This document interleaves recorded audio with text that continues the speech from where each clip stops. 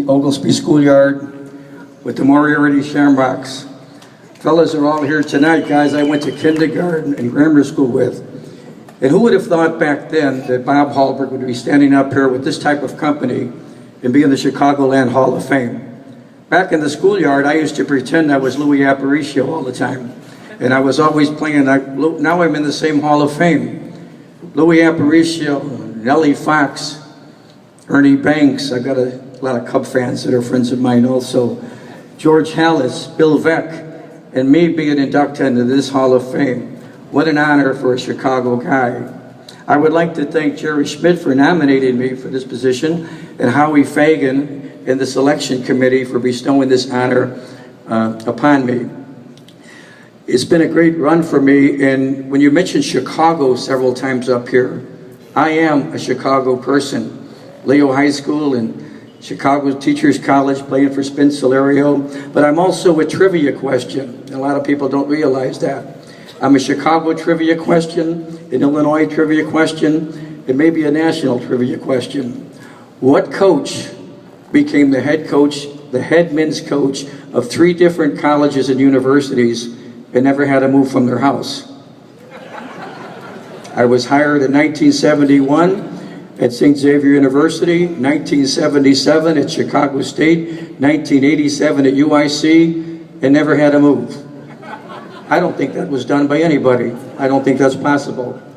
I've enjoyed my coaching career, and I didn't know when I left St. Xavier in 77 that I would be back 20-some years later to start the women's program up, and we've been successful there ever since.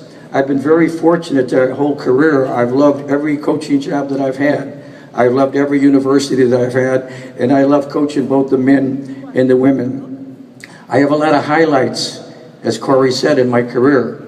Nothing can duplicate, walking off the floor after beating Illinois, Michigan State, Marquette at Marquette, Iowa State with the legendary Johnny Orr there.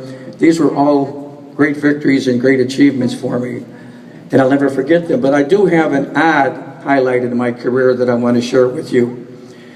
And that is, if any of you listen to talk radio, Score 670, you'll know every Thursday there's a Who You're Crappin' segment that you might be familiar with. I'm driving home from UIC one time in my car after practice, and I hear, "This crap goes out to UIC coach Bob Hallberg." Now, who'd want to crap me? I didn't say anything bad. What did I say?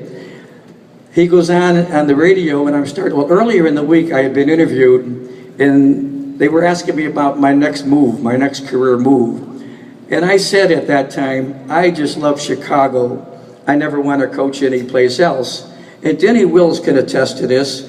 Okay, when Bob Devaney came down from Nebraska and interviewed me as one of the finalists for the Nebraska jobs, Denny said, "What do you think?"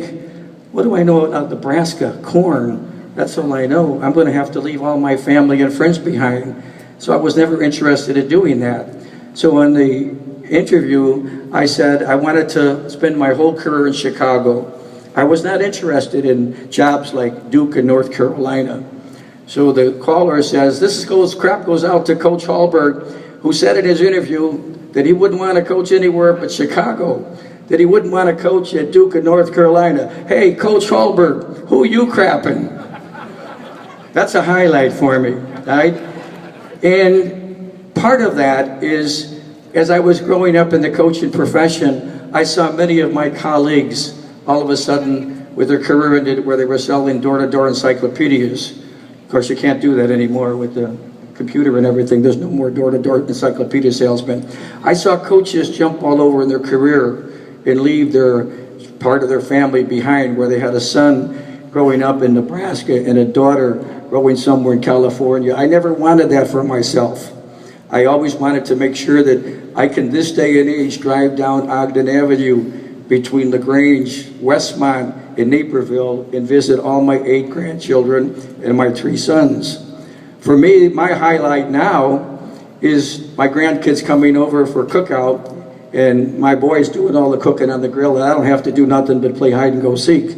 So I've always enjoyed that relationship. I'm so proud of all the people that are here tonight. I've got a good crowd because I've spent my whole life in Chicago. So I'd have to start by recognizing my wife for 45 years, who we met in college, Linda, and who's been behind all the ups and downs that I've been through in my coaching career. My 3 boys are here with me tonight. They didn't have to fly in. They didn't have to come in from anywhere. They just drove down Cicero from their homes, Bob, Bill, and Brian. And 5 of my grandchildren are here. The other 3 are too small and couldn't sit through all my speeches. But Nathan, Ben, Sophia, Gavin, and Evan are all here tonight. No, I missed one. Evan's not here, is he? He's home in bed. Grace, I missed you, didn't I? I wanted to make sure you hit them all. Down in the corner is my family. 4 brothers and my sister and their spouses. The advantage of coaching in Chicago, they've been my greatest fans. They've been all my games. I used to have a highlight. I used to have a TV show when I was at UIC every Tuesday night.